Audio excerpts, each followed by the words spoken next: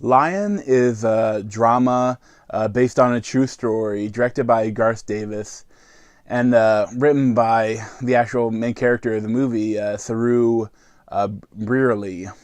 And it's a fine film. I mean, it is what it is. It's decent, but it's very simplistic film. Like it's the whole it's if you've seen one true story, almost like drama, you've seen them all, kinda. इधर जा मत मैं कल का काम निपट के आ जाऊंगा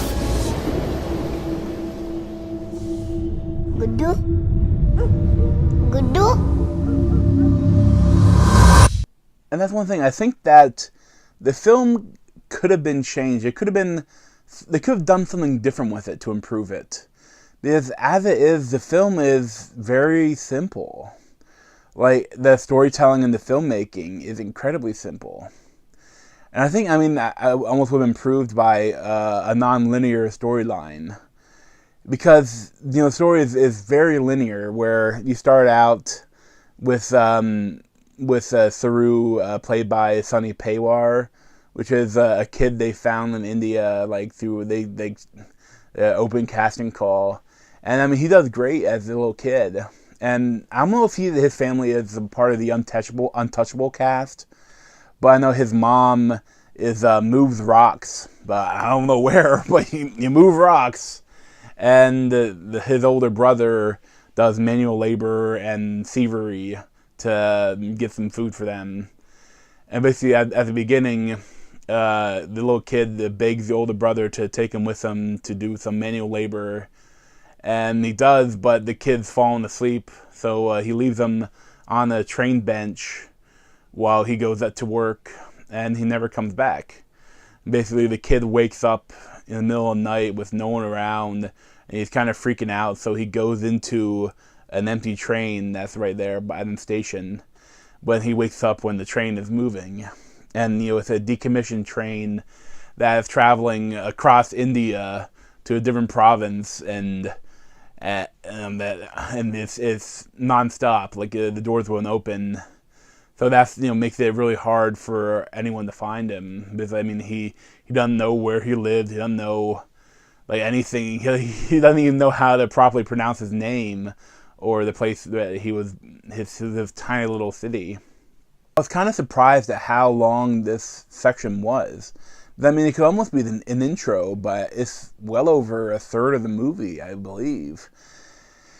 And I almost think it would have been better to have like that be the introduction, and have him like wake up on the train or something, and then you go to Dev Patel playing him like in the present, and like he's dreaming about it, and then he goes through like stuff, and then he like he thinks back, and you get more about what happened to him when he was young, and something like that, because like it's just so fragmented. Like it's two different stories. Like this, once he's finally adopted, like there's a huge jump in time, and I would have liked to see more when he's still a kid. Or well, I guess it might have been tougher because the kid would have had to learn English. The actor would have had to learn English as the character would have, because he didn't really speak anything. And the actual first part, the story is horrifying, but at the same time, like it's a little tough to watch sometimes. I mean, like he goes from groups of pedophiles, or either people that are being paid by the police to round up all the street urchins, and he goes to a sexual slave trader, tries to get them, and like people that seem to be nice but aren't nice.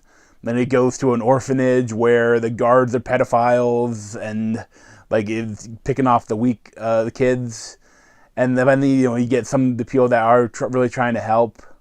It's horrible, but at the same time, it almost feels like they're trying to pass a message, like they're trying to look how bad it is in India.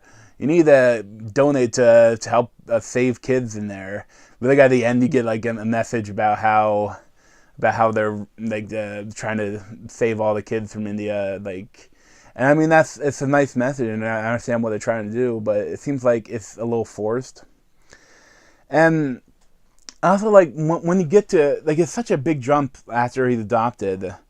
Like, you get like a one night with him and with the kid and the two cool Aussie parents, Nicole Kidman and David Wenham, and you don't get. I really would have liked more of them, because you get like one day and then they adopt another kid that has a lot of problems. You get like another tiny bit of a night, and then you jump like 20 years, and you don't get that was like something more with that storyline. Like, it's tough to connect the two characters to each other, and the depth of like that older character, I like it. It's good, but at a certain point, he kind of becomes a dick to everyone. And that was kind of annoying. But I mean, as a film, it's just, I really would have no need to see it again. It felt so, paint by the numbers. I mean, it's not a bad film. It's just nothing special. I'd probably give it like a 7.75, 7.5 out of 10. So I wouldn't recommend it, but I mean, it's not a bad film. But you can check out my other reviews here and here. Thanks.